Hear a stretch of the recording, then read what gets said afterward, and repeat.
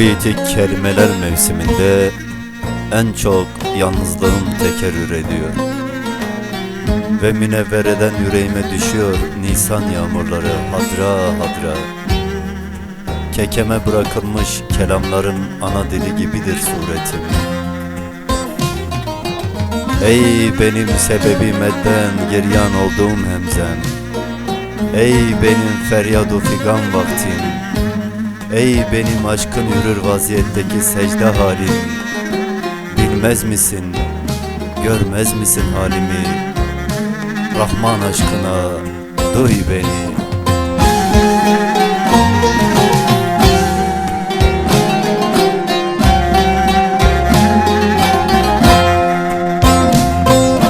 Bazı şeyler var söyleyebilsem, belki geriye döndürür seni.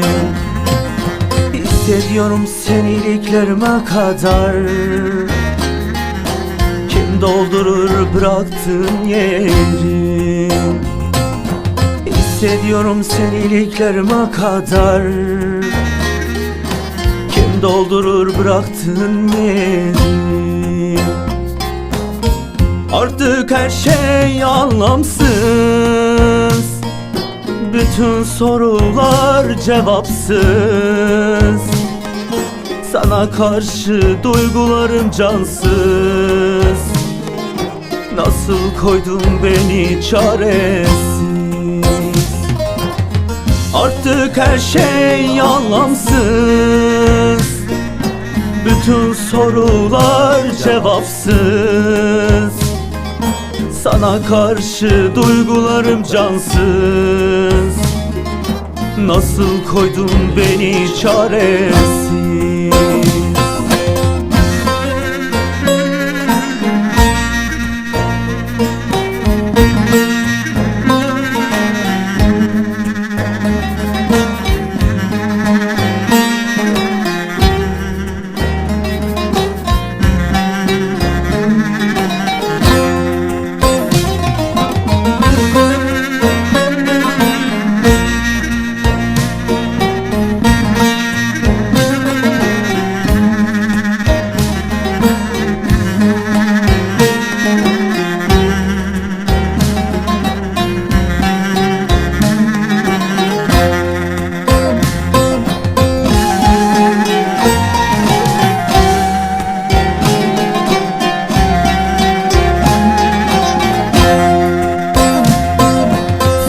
Doluydu dünyam eskiden,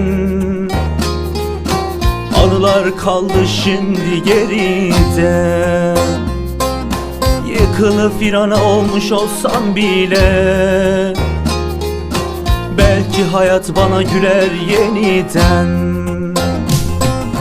Yıkılıp virana olmuş olsam bile, belki hayat bana güler yeniden. Artık suskun değilim,